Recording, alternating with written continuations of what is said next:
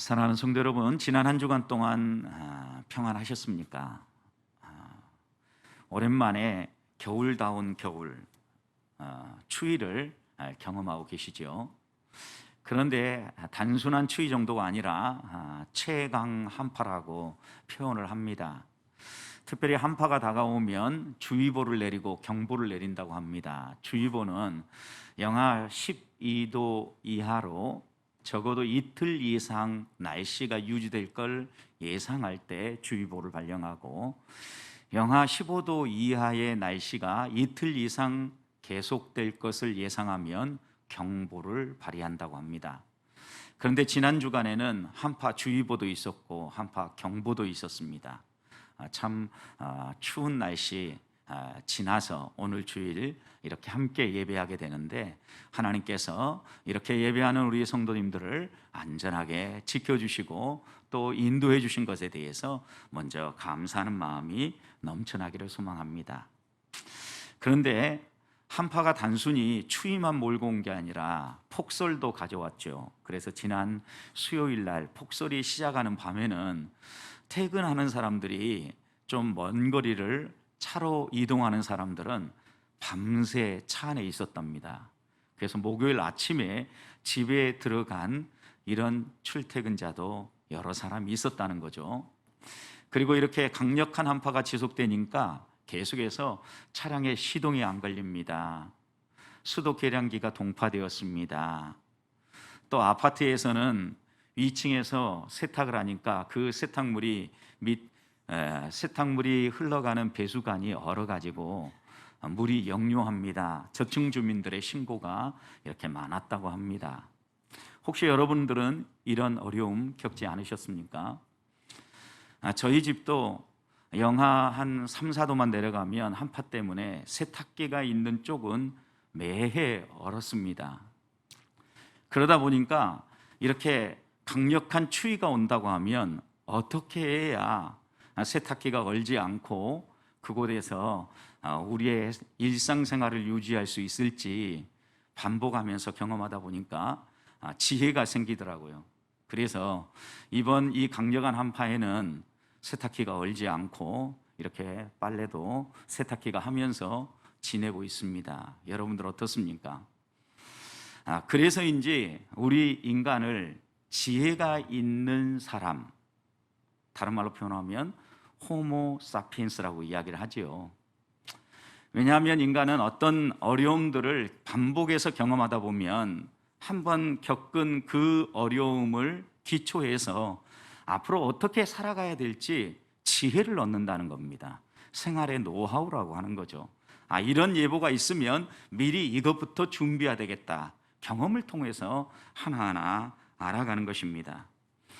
코로나19의 감염 위험도 마찬가지인 것 같습니다. 처음 우리가 이걸 겪을 때에는 두려움도 많았고 어떻게 해야 될까, 또 너무 두려움이 없어가지고 그냥 모르고 지나가기도 하고 여러 가지 것들을 겪었는데, 약 1년 가까이 이렇게 코로나19와 함께 지나오면서 제3차 대유행이 다가오고 있습니다. 위험합니다. 이런 소식이 들리니까 어떻습니까? 이제는 어떻게 대처해야 될 건가? 지혜가 좀 생긴 거죠. 이럴 때에는 외출을 자제하는 것, 모임을 자제하는 것이 좋은 거야. 사회적 거리 두기를 잘 지키고 손 씻기와 마스크 쓰기를 철저하게 해야만 내 몸을 건강하게 지킬 수 있어.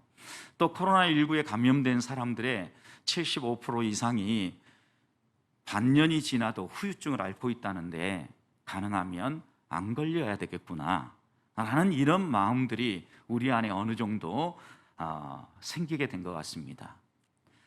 아무래도 어려움을 지나면서 하나하나 어떻게 대처할 건가 생각들이 우리 안에 생긴 거죠. 지혜가 생긴 겁니다. 여러분, 그런데 이런 지혜가 있음에도 불구하고 요즘 곳곳에서 여러 목소리들이 나오고 있는데, 그것은 이 코로나19가 장기화됨으로 말미암아 이런 장기화에 대한 대비가, 경험이 아직 우리에게 없다는 것입니다. 긴 터널을 지나고 있는데 사람들이 보니까 어떤 사람은 이 긴 터널을 지나가면서 좀 그래도 자유롭고 행복하게 지내는 것 같은데 이 긴 터널을 지나가는데 유독 나만, 우리 가정만, 이런 일을 하는 사람들만 어려움을 겪는다라고 생각이 들었는지 계층별로 또 어떤 업종별로 단체 행동을 하고 우리는 앞으로 정부가 주는 지침을 따라서 방역 수칙을 다 지킬 수 없습니다. 언제부터는 우리도 영업을 하겠습니다. 이런 목소리를 내기 시작한 겁니다. 여러분, 왜 이런 목소리가 나오겠습니까? 그들이 곰곰이 살펴보니까 불평등하다는 겁니다. 뭔가 차별이 있다라는 겁니다. 우리는 열심히 방역 수칙을 지키고 열심히 준비하고 그러는데 어떤 그룹들은 그 방역 수칙을 좀 더 잘 지키지 않은 것 같은데도 좀 더 편안하게 생활을 하고 우리처럼 꼼꼼하게 열심히 방역 수칙을 지키는 사람들은 더 큰 어려움 가운데로 내몬다라는 이런 차별 의식이 있기 때문에 사람들이 드디어 목소리를 내기 시작한 것입니다. 사랑하는 성도 여러분, 우리도 일상을 살아가면서 평범하게 느꼈던 소소한 행복들이 하나하나 사라져가면 어떤 마음이 듭니까? 견디고 견디다 어느 시점이 가면 폭발하게 되지 않습니까? 하나님 앞에서 우리의 신앙생활도 마찬가지인 것 같습니다. 우리가 믿음의 길을 이렇게 한 발 한 발 걸어 나아갈 때 하나님 우리에게 베풀어 주신 은혜, 이런 것들을 누리면서 살아가다가 어느 날 갑자기 이런 은혜들이 느껴지지 않는 거죠. 하나 둘씩 사라지는 것처럼 느껴지는 겁니다. 그런데 아마 이것은 나에게 문제가 있을 거야, 아니면 지금 상황이 그러니까 좀 견디라는 말씀 같아. 그런데 이 시간이 좀 길게 돼 보십시오. 또 다른 말로 표현하면 우리가 하나님 앞에 나가서 하나님이 살아계시다라고 믿고 기도하고 기다리고 또 기다렸는데 하나님이 그 기도에 응답해 주시는 게 좀 길어져 보십시오. 그 기간이 긴 터널처럼 진행되어지면 어떻습니까? 우리 마음에 불평이 나오기 시작합니다. 하나님이 정말 살아계시는 건 맞아? 하나님이 내 기도를 들어주시는 게 맞냐고. 이러면서 우리의 마음속에 불편함이 생깁니다. 사랑하는 성도 여러분, 그러면 이럴 때 그리스도인이라면 어떻게 하나님이 살아가라고 말씀하십니까? 무엇보다도 이럴 때일수록 우리들이 마음속에 꼭 기억하고 생각해야 될 것은 하나님의 말씀입니다. 왜냐하면 하나님의 말씀은 어떤 하나에 대한 가르침만이 아니라 여러 가지 다양한 상황에 대해서 그리스도인으로서 어떻게 대처를 해야 될 것인지 곳곳에 교훈의 말씀들로 또 지나온 성경의 역사들을 통하여서 교훈해 주기 때문입니다. 오늘 우리가 함께 읽고 있는 이 고린도전서도 마찬가지입니다. 바울이 이 고린도 교회의 여러 가지 문제들에 대해서 성경적 답을 주면서 그들에게 결국 교훈하고 깨우치는 건 무엇입니까? 너희들 마음 중심에 적어도 이것만큼은 놓치지 말아야 된다라고 이야기하는 게 무엇입니까? 사랑이었습니다. 사랑. 우리 안에 사랑이 있다고 하면 교회 안에 일어나고 있는 다양한 문제들, 이런 모든 문제들을 너희들이 해결할 수 있다라고 이야기하면서 지난 고린도전서 13장을 통하여서 사랑하며 산다는 의미가 무엇인가에 대해서 꼼꼼하게 바울은 우리에게 가르쳐 주셨죠. 그리고 난 다음에 이렇게 사랑의 삶에 대해서 우리에게 교훈하고 난 다음에 오늘 1절에서 이렇게 얘기합니다. 사랑을 추구하되, 바로 그런 사랑의 삶을 살아가되, 사랑만이 아니라 그런 사랑을 추구하면서 너희들이 또 붙잡아야 될 것이 있다라고 얘기합니다. 그것이 무엇입니까? 신령한 것들을 사모하라는 겁니다. 우리가 적어도 신앙생활에 가면서 베이직하게 우리의 삶의 기초에 사랑의 토대를 놓고 그 토대 위에 신령한 것을 사모하며 믿음의 경주를 걸으라는 교훈의 말씀이죠. 여러분, 신령한 것이 무엇이겠습니까? 적어도 이 신령한 것은 우리를 그리스도인으로 구분 지어주는 것 아니겠습니까? 사랑 이야기하면 많은 사람들이 나름 사랑이라고 정의하는 것에 따라서 살아가고 있어요. 아니, 이 세상의 모든 사람들은 사랑이 없으면 인생의 의미도 잃고, 사랑이 없으면 자신의 삶에 의욕도 없다라고 이렇게 이야기할 겁니다. 모든 사람이 사랑을 자신들의 삶의 기초에다 놓고 살아가고 있다는 겁니다. 그런데 그런 사람들과 우리 그리스도인들이 구별되어지는 게 뭐냐는 거죠. 사랑을 추구하되 그 사랑과 함께 신령한 것들을 사모하는 것. 여기 신령한 것들이라고 하면 영적인 것들이지요. 보통 믿지 아니하는 불신자들은 육신의 일들, 그리고 또 자신이 중요하다고 생각하는 가치만을 위하여서 살아가지만, 그리스도인이라고 하면 신령한 것들, 곧 영적인 것들을 생각하면서, 하늘의 것들을 생각하면서 그것을 추구하며 살아간다는 거죠. 그래서 믿는 사람과 믿지 아니하는 사람은 아무리 동일한 사랑을 가지고 함께 걸어가는 것 같아도 결정적인 순간에 명확하게 구분되어지고 다르게 보여질 수밖에 없다는 것입니다. 성도가 신령한 것을 추구하고 영적인 삶을 살아갈 때 세상 사람들과 구별된 모습이 살아나고 성도의 매력이 회복되는 겁니다.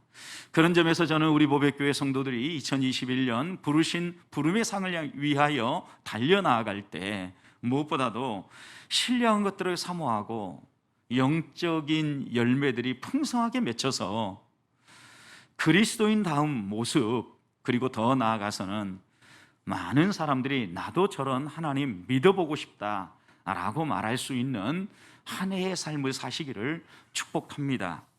자, 그렇다고 하면 성도가 사랑 안에서 신령한 것을 사모하며 산다는 것은 어떤 의미입니까?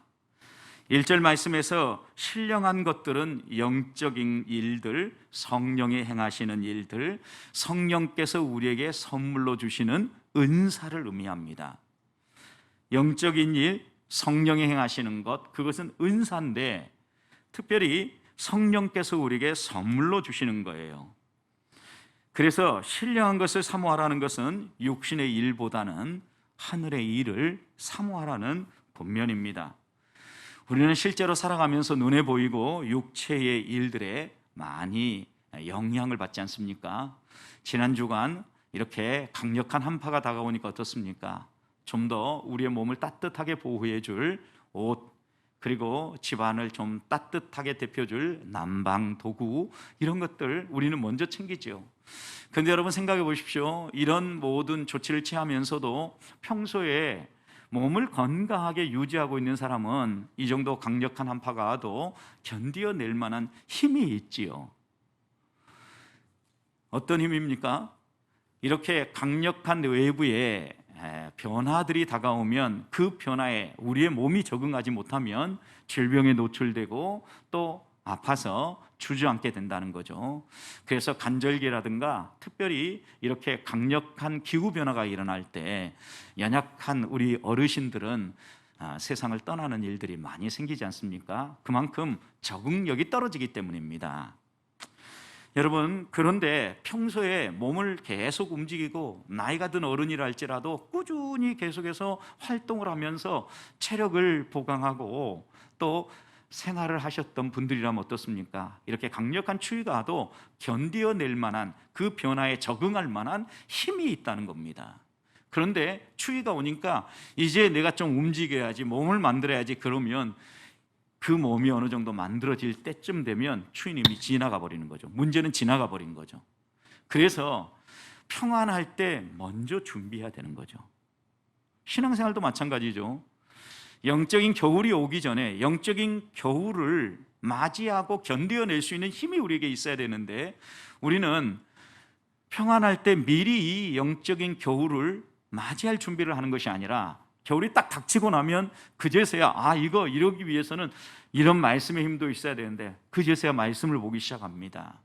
또 기도를 해야 되는데 라고 생각하면서 기도는 어떻게 하는 거지? 라고 자꾸 이제 여러 사람들이 묻기 시작합니다. 여러분, 그러다 보면 이미 지나가 버린다는 말씀입니다. 그래서 바울 사도는 우리가 평소에 모든 일에 최고의 가치인 사랑을 추구하는 삶을 살면서 평소에 신령한 것들을, 하나님이 주시는 은사를 사모해라 라고 당부하는 거죠. 이 은사에 대해서는 바울이 이미 고린도전서 12장에서 충분히 고린도 교회에 말씀해 주셨습니다. 그 말씀 가운데 가장 중요한 말씀이 무엇입니까?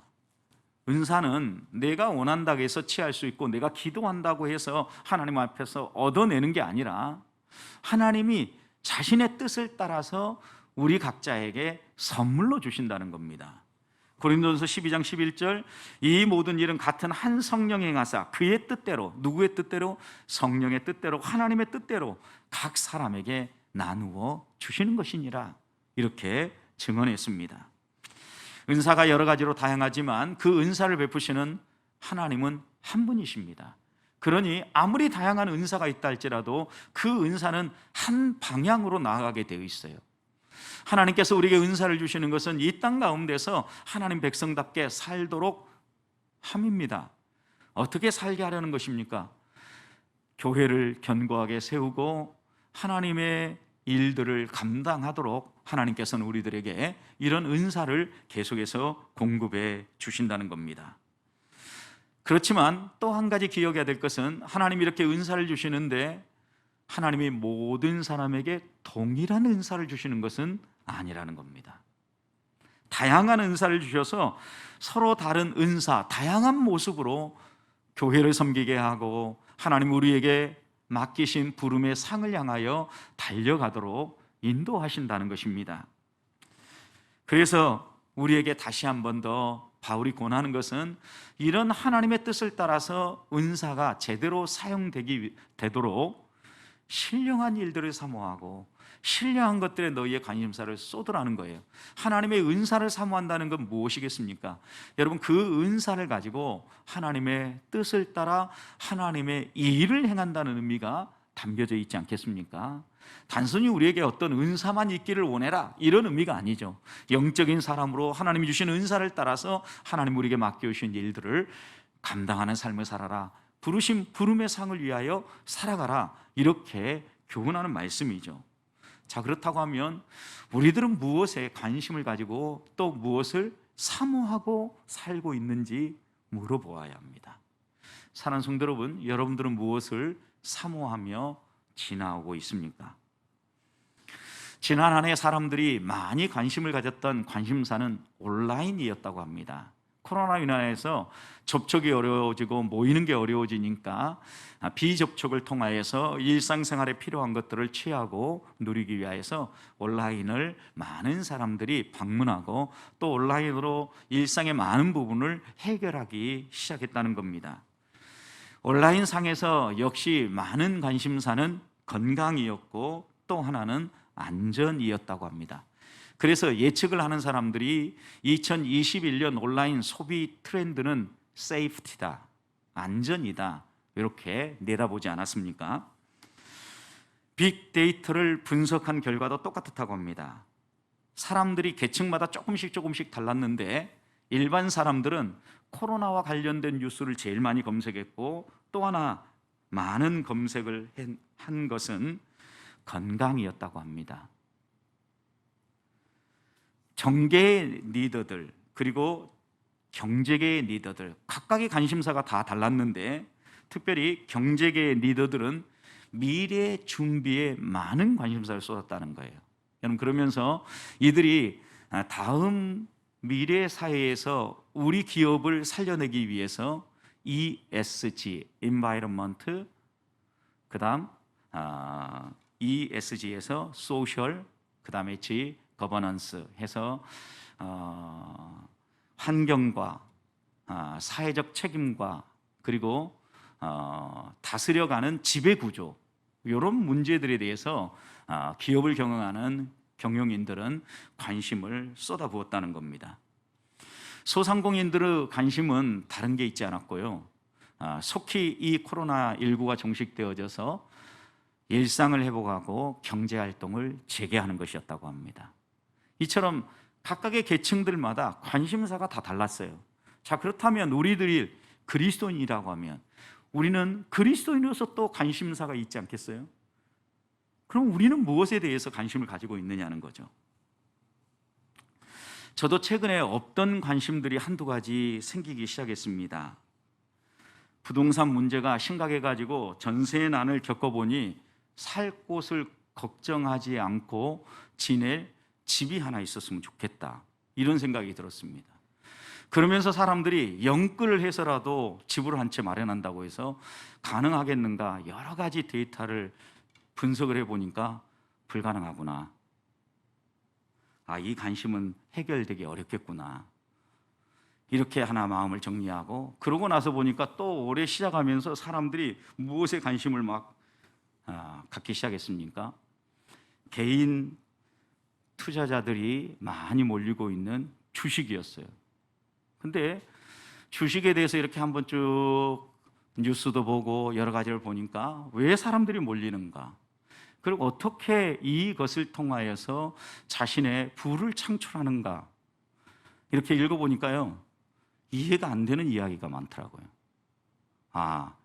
내 지혜와 지식으로는 있는 것도 없애겠구나, 이런 생각이 드니까 이 관심사가 아무리 생겨도 이 관심사는 내려놔야 되겠구나, 이런 생각을 한 겁니다. 여러분, 세상의 소식들이 들려올 때마다 자꾸 우리 관심사가 이렇게 끌려가려고 한다는 거죠. 그러면서 제 마음속에 들었던 게 뭐냐면, 최근의 관심사가 세상적인 일로 자꾸 내가 끌려가고 있구나, 이 생각이 제 마음속에 들기 시작하는 거예요. 분명히 주님은 이렇게 당부했거든요. 마태복음 6장 31절 32절, 그러므로 염려하여 이르기를 무엇을 먹을까, 무엇을 마실까, 무엇을 입을까 하지 말아라. 설령 이 말씀이 내 삶에 그대로 이루어지지 않아서 바보처럼 살게 된다 할지라도, 하나님이 그렇게 살기 원한다면 그렇게 살아가는 것이 우리의 삶이에요. 성도의 삶이에요. 그래서 저는 여러 번 우리 성도님들에게 염려하지 말고 살아갑시다 라고 여러 번 설교했음에도 불구하고, 어느 순간에 갑자기 문제가 다가치고 내 눈앞에 당면한 가제로 다가오니까 염려가 되고, 이런 문제를 해결할 방법은 또 없을까, 이런 관심사가 생기더라는 거예요. 그러면서 이어지는 말씀이 제 마음속에 완전히 내려놓도록 만드는 요소였어요. 32절, 이는 다 이방인이 구하는 것이라. 이방인들이 구하는 것이라. 너희 하늘 아버지께서 이 모든 것이 너희에게 있어야 될 줄 아시느니라. 우리에게 있어야 될 것이 뭔지 아시는 하나님께서 때를 따라 인도하신다면 우리들이 그것 때문에 흔들리지 말아야 합니다. 그리고 이 새해 믿음의 경주를 하면서 우리가 한 발 한 발 걸어 나아갈 때 우리의 관심사를 집중해야 됩니다. 어디에요? 신령한 것을 사모해라. 세상의 일이 아니라 불신자들과 적어도 그리스도인들이 다룰 만한 신령한 것이 무엇인가? 성령께서 베푸시는 은사를 다시 한번 사모하며 이 한 해를 나아가는 성도들이 되기를 주님의 이름으로 축복합니다. 그러면 신령한 것들 가운데 뭘 사모해야 합니까? 바울이 사모하라고 하는 신령한 것들은 뭐냐는 거죠. 5절 말씀 보십시오. 바울은 이렇게 얘기합니다. 너희가 다 방언 말하기를 원한다. 그러나 특별히 예언하기를 원한다. 여러분, 오늘 1절부터 5절 단락 가운데에서는 바울이 신령한 은사 가운데 방언과 예언을 다뤄요. 그러면서 바울은 방언만 해라, 예언만 해라 이렇게 얘기하는 것이 아니라 너희 모두가 다 방언하기를 원한다. 그리고 너희 모두가 다 예언하기를 원한다. 이렇게 얘기하는 거죠. 그러니까 하나님께서 우리에게 선물로 주시는 이 신령한 은사는 다 너희들이 알고 경험하고 누렸으면 좋겠다. 이렇게 얘기하는 거죠. 그런데 특별히라는 이 단어가 주는 어감이 무엇입니까? 만약에 너희가 이것들 가운데 우선순위를 정하고 무언가를 하나를 초이스한다면, 선택한다면 그것들 가운데 특별히 이것을 선택해라 라고 얘기하는 거예요. 그것이 무엇입니까? 예언이에요. 예언. 자, 그렇다면 바울이 왜 이렇게 얘기하는지 2절부터 4절 사이에 방언과 예언을 예를 들어서 설명을 합니다. 여러분, 그런데 바울은 단순히 왜 방언보다 예언을 하라 이렇게 이야기하는지요, 선택해야 될 순간이 된다면 특별히 예언을 선택하라고 하는 이유가요, 아니 그냥 예언이 좋아 그러니까 해, 예언 좋잖아 보기에도 다른 사람들한테, 그러니까 예언하기를 원해, 이렇게 이야기하지 않는다는 겁니다. 바울은 지극히 합리적으로 고린도 교회 성도들에게 이성적으로 설명을 합니다. 오늘 먼저 2절 말씀을 보면 방언의 특징에 대해서 얘기하죠. 방언을 말하는 사람은 일단 말을 하되 사람에게 하는 것이다, 사람에게 하지 아니하고 하나님에게 하는 것이다 라고 얘기를 합니다. 그리고 그 다음 이어서 이렇게 얘기하죠. 이는 알아듣는 자가 없고 영으로 비밀을 말하기 때문이다. 여러분, 그러니까 방언은 하나님께 말하는 것이고 영으로 말하는 것인데, 영으로 우리 안에 있는 비밀을 토해내는 것이다 라고 얘기를 합니다. 그리고 이어지는 4절 앞부분을 보십시오. 방언은 누구의 덕을 세워요? 자기 자신의 덕을 세운다 그랬어요. 이 덕을 세운다라는 것은 유익하다는 거거든요. 그러니까 방언은 자기 자신의 신앙생활에 유익하다 이렇게 얘기하는 거죠. 그 다음 예언에 대해서 얘기하죠. 예언의 특징은 3절, 그러나 예언하는 자는 하나님이 아니라 누구에게 말해요? 사람에게 말하는 것이다 그랬어요.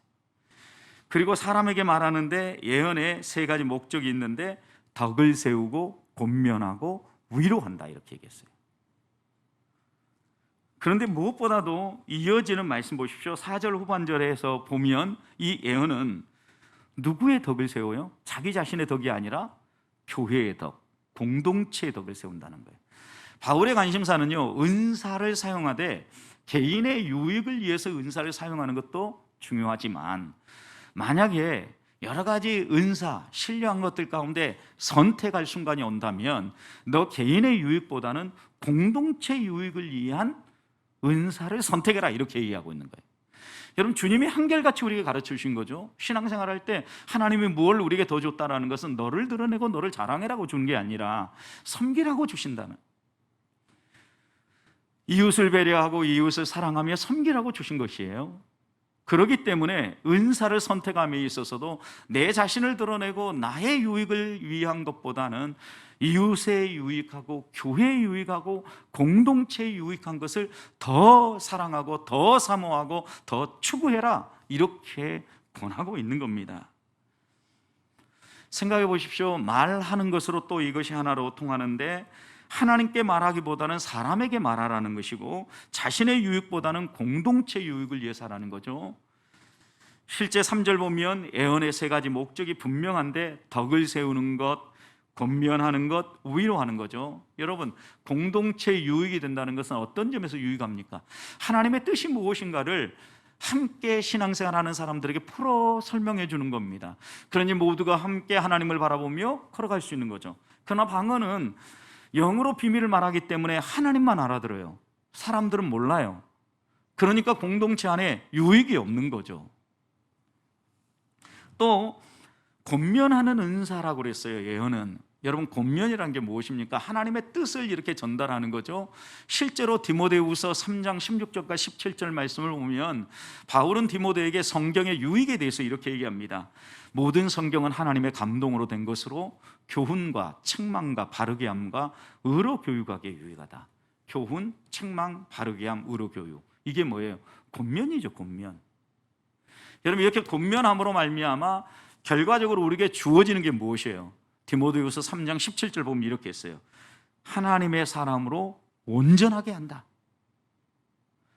성숙하게 만들고 하나님의 사람답게 살게 만들어준다는 거예요.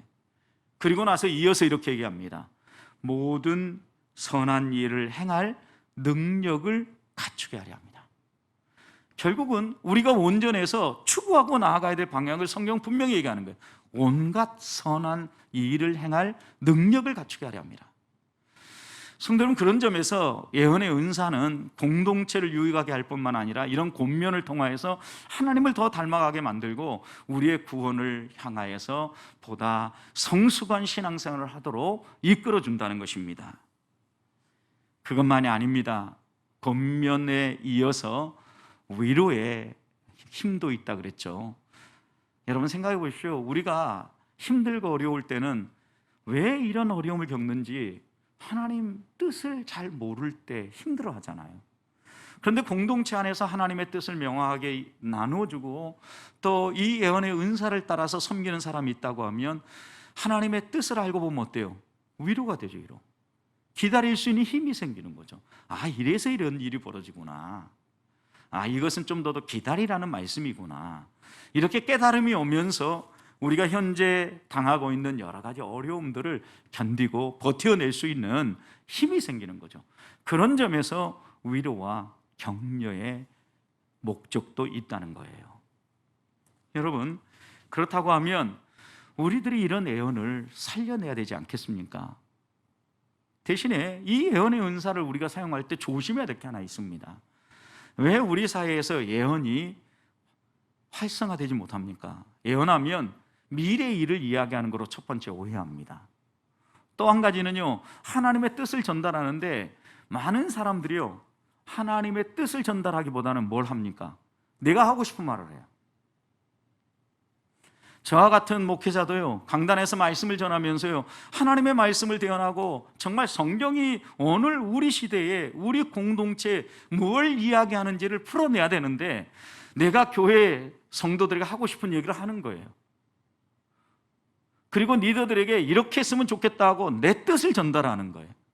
여러분, 그러니 이 예언의 은사가 소홀히 여겨지고 또 하나님께서 우리에게 주시는 이 예언의 능력이 하나씩 하나씩 사라지기 시작하는 겁니다. 사랑하는 성도 여러분, 2021년 섬겨 나아가는데 부름의 상을 향하여 달려나아갈 때 우리 공동체에 꼭 필요한 은사가 무엇입니까? 저는 이 예언의 은사라고 믿습니다. 하나님이 주시는 이 예언의 은사가 우리 공동체 안에 살아나서 오늘 말씀에 바울이 권하는 것처럼 적어도 교회가 유익하고 덕을 세우고 권면하여서 하나님을 더 잘 닮아가고 위로해 줌으로 여러 가지 어려움 가운데서 끝까지 버티고 견뎌내는 이런 우리 보배교회 성도들이 될 수 있기를 주님의 이름으로 축원합니다. 마지막입니다. 자, 그렇다고 하면 왜 바울은 예언의 은사를 더 사모하라고 이야기했을까요? 신뢰한 것들 가운데 특별히 예언의 은사를 더 사모하라고 이야기한 것은 오늘 본문의 말씀을 보면 더 분명히 알 수 있는데 그 이유는 말하는 것과 연관이 있어요. 말하는 것과 연관이 있는데 방언은 말로 하는 것입니다. 그런데 이 방언은 대상이 하나님께 말하는 거예요. 여러분, 하나님과 우리가 대화를 할 때 어떻습니까? 우리가 못 알아들어서 문제지 하나님이 못 알아듣지는 않지요. 내가 말하는 사람이고 듣는 사람이 하나님입니다. 그리고 영으로 비밀을 아랩니다. 뭘 말하든 하나님이 모르시겠습니까? 다 아셔요, 다. 심지어는 우리의 마음속에 품고 있는 생각까지도 아신다 그랬어요. 이미 말도 안 했는데 다 알고 계세요. 그러니 우리가 방언으로 하나님 앞에 나아가서 말하는 것 모르실 게 없는 거죠. 그런데 예언은 누구에게 말하는 거예요? 사람에게 말하는 겁니다. 그런데 사람에게 이 예언의 말씀을 말하는데 알아듣기 어렵게 이야기한다고 생각해 보십시오. 아무리 하나님의 뜻이라고 해도 사람들이 알아듣지 못한다고 하면, 알아들을 수 없는 말로 이 예언을 전달한다고 하면 하나님의 뜻이 공동체 안에 살아날 수 없겠죠, 여러분. 그런 점에서 말이 중요한데 말하는 센스가 있어야 된다는 겁니다. 어떻게 보면 이 센스는 인간적인 감각인 것 같습니다. 그렇지만 말하는 이 감각은요, 우리가 계속해서 훈련하면 다듬어지기도 하고, 또 이런 센스는 하나님께서 우리에게 허락하신 감각이기도 합니다. 상대방이 어떻게 말을 해야 마음을 열고 이 말을 받아들이고 하나님의 뜻을 잘 이해하고 생각할 것인지 말을 잘 해야 되거든요. 그래서 잠언의 말에 대한 교훈들을 보면요, 어떤 말은요 사람의 마음을 확 다치고 화나게 만들고 열받게 만드는 말이 있어요. 잠언 12장 18절 보면 칼로 찌름같이 함부로 말하는 것. 여러분, 함부로 말하는 것은 조심하지 않고 말하는 것은요 칼로 찌르는 것 같다라는 거예요. 또 잠언 15장 1절에서는요 과격한 말, 거칠은 말이죠.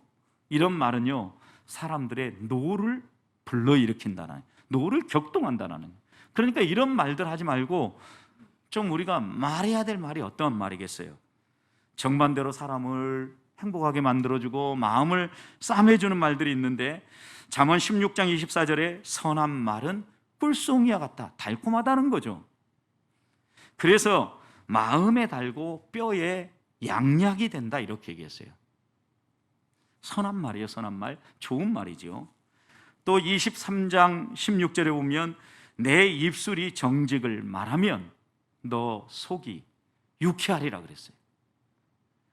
정직을 말할 때 속 안에 유쾌함이 있어요, 여러분. 잠언 25장 11절에서 경우에 합당한 말은 아로새긴 은쟁반의 금사와 같다 그랬어요. 여러분, 경우에 합당한 말은 정말 보는 사람으로 하여금 행복하게 만들고 그렇다, 맞아, 이렇게 고개를 끄덕이게 만들어준다는 뜻이죠. 여러분, 우리가 좋은 말, 선한 말, 경우에 합당한 말을 해야 잘 전달되어지고 그들의 마음이 열린다는 거죠. 그런데 이렇게 말하며 살기가 쉽지 않다는 겁니다.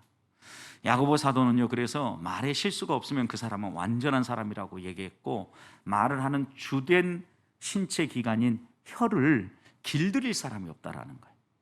그래서 오죽했으면 말을 아끼는 사람은 지혜로운 사람이라고 했겠습니까? 그런데 우리가 말하지 않고 그냥 끝까지 침묵할 수 없다면 때로는 말을 해야 되는데, 우리들이 어떻게 보다 좋은 말을 하며 선한 말을 하며 경우에 합당한 말을 하며 하나님이 우리에게 주시는 이 예언의 은사를 사용할 수 있겠느냐는 거예요. 여러분, 우리의 말은 마음에서 나온다고 합니다. 분명히 이 예언의 은사는 내 능력이 아니에요. 성령께서 일하는 거예요. 그런데 제가 왜 이런 얘기를 하겠습니까? 성령께서 일하실 때요, 강력하게 우리의 혀를 흐트러 가지고 말하시는 경우도 있지만, 여러분, 성경을 쓰게 할 때 성경의 저자들이 성령의 감동으로 성경을 쓰게 할 때 어떻게 하셨습니까? 성경의 저자들이 가지고 있는 지식과 그들이 가지고 있는 모든 자원들을 활용해서 성경을 쓰게 하셨다라는 거예요. 그러니까 우리들이요, 평소에 하나님 앞에서 좋은 말, 선한 말, 유순한 말, 경우에 맞는 말, 이런 말들이 익숙해져 있으면요, 성령께서 일하실 때 이것을 통해서 더 좋은 열매들이 맺히도록 일하신다라는 거죠. 자, 그러니까 우리 안에 이렇게 말을 하려고 하면 길들일 수 없는 혀를 우리가 길들이려고 노력할 게 아니라, 말이 우리의 마음에서 나온다면, 말은 마음속에 있는 생각들을 언어로 표현한 것이라고 하면 우리의 마음을 다스리는 거죠. 마음을. 그래서 그리스도인들에게 있어서 신앙생활 한다는 것은 우리의 마음을 다스린다는 거예요. 예수님께서도 이렇게 말씀하셨습니다. 선한 사람은 누가복음 6장 45절 마음에 쌓은 선에서 선을 내고, 악한 사람은 그 쌓은 악에서 악을 낸다. 왜냐? 이는 마음에 가득한 것을 입으로 말하기 때문이다. 여러분, 우리는 우리의 마음속에 있는 것을 입으로 말하게 되어 있다는 거예요. 그러면서 주님이 우리에게 교훈하는 것은 우리가 선한 말, 경우에 합당한 말, 좋은 말을 하기 위해서는요, 마음에 뭐 하라는 거예요? 선을 쌓으라는 거예요. 선을 쌓는다는 의미가 무엇이겠습니까? 좋은 생각들을 쌓는 거죠. 여러분, 이 땅을 살아가면서 하나님 보시기에 가장 좋은 생각을 쌓는 방법이 무엇이겠습니까? 저는 그 무엇보다도 하나님의 말씀을 품는 것이라고 믿습니다. 그래서 우리들이 특별히 하나님 앞에서 이 하나님의 말씀을 품고, 이 말씀이 자연스럽게 우리의 입술을 통해서 표현되어지고, 또 하나님께서 우리를 사용하셔서 이 말씀이 풀어지고 또 우리 주변에 필요한 사람들에게 나눠져서 그들이 하나님을 닮아갈 수 있도록 위로도 하고 권면도 하고, 더 나아가서 유익하도록 덕도 세워야 되지 않겠습니까? 그러기 위해서 우리들이 훈련을 할 때 세상 소리보다 하나님의 음성을 듣는 훈련을 해야 합니다. 그리고 그 음성을 우리의 가슴 속에 곱씹으면서 차곡차곡 되새기는 겁니다. 이게 뭐예요? 묵상입니다. 그래서 다음 한 주간 동안은 성경 통독 주간으로 한 주간을 보내려고 하는 겁니다. 그 어느 때보다 우리의 마음속에 특별히 하나님의 말씀을 더 많이 품어보고, 그 말씀 가운데 내 가슴에 와 닿는 말씀을 곱씹으면서 되새김질하면서 이 선한 말씀이 내 입술로 표현되어지고 내 삶을 바꿔가고, 그것이 가정의 공동체 안에서부터 또 우리 교회 공동체 안으로 위로하고 권면하고 덕을 세우도록 해야 되지 않겠습니까? 또 한 가지는요, 우리의 마음속에 선한 것을 쌓아가는 방법은요, 사람은요, 무엇을 하느냐에 따라서 관심사가 그리 쏠린다 그러거든요. 다른 말로 표현하면 우리의 시간을 어디에 쓰느냐가 중요하다라는 거예요. 전 그래서 2021년 한 해 우리 보백교회 성도들이 신령한 일, 영적인 일에 시간 배정을 좀 더 하시라고 저는 부탁드리고 싶습니다. 여러분, 이것이 우리가 영적으로 사는 길이에요. 잠시 있다 살아갈 이 세상의 일들에 시간 배정을 더 많이 하지 마시고 주의 일, 영원한 하나님 나라에서의 삶을 위해, 우리의 영을 위하여, 우리의 영혼의 때를 위하여 여러분 좀 더 시간 배정을 하고 헌신하자는 거예요. 무엇보다도 이렇게 시간 배정을 하다 보면 하나님과의 관계를 생각하게 되고 하나님과 교제하게 되고 하나님과 보다 친밀한 삶을 살아가지 않겠습니까? 그러다 보면 하나님 앞에서 친밀한 그 관계를 통하여 하나님이 내게 주시는 교훈, 성령의 감동이라 그러죠. 이런 감동이 마음에 새겨지고 이 감동을 따라서 이야기할 수 있게 되어지는 거죠. 그럼 이게 뭐예요? 예언의 은사가 살아나는 거예요. 언제부턴가 우리가 성령의 감동을, 성령의 말씀하심을 소홀히 여기고 소멸시켜버렸기 때문에 우리 안에 하나님이 말씀해도 예언의 은사가 살아나지 않는 거예요. 여러분, 원고를 준비해서 그 원고를 따라서 그대로 풀어서 여러분들에게 설명하는 것, 이게 예언이 아니에요, 여러분. 이렇게 예언의 말씀을 풀어내기 위하여서 꼼꼼하게 준비하지만 하나님께서 이런 것들을 준비할 때 정말 우리 공동체한테 필요한 게 무엇일까? 기도하고 준비하고 무엇을 나눠야 될 건가? 말씀에 다양한 맛이 있는데 그 맛 가운데도 하나님은 무엇을 나누기 원하는가? 하나님이 먼저 제게 주시는 은혜를 따라서 하나하나 나눠갈 때 예언의 기능이 살아나는 거예요. 저는 우리 보백교회 성도들이 2021년 한 해를 살아가는 동안 성령의 일하심에 관심을 좀 더 집중했으면 좋겠어요. 성령이 나를 통하여 일하실 수 있도록, 성령이 찾아오셔서 내 안에 계신 그 성령께서 감화하시고 감동하실 때 소멸하지 아니하고 그 하나님의 은혜를 따라 걸어감으로 말미암아 예언의 은사가 살아나고 그 예언의 은사가 살아남으로 교회 공동체가 유익하게 되고 더 나아가서 권면하고 또 위로함으로 하나님을 더욱 닮아가는 성도들이 우리 보백교회 안에 차고 흘러넘치고 우리의 모습을 본 믿지 아니하는 사람들이 주를 믿기 위해서 주 앞으로 가까이 달려나오게 되는 이런 놀라운 부흥의 역사가 2021년 우리 보백교회에 있기를 주님의 이름으로 축원합니다.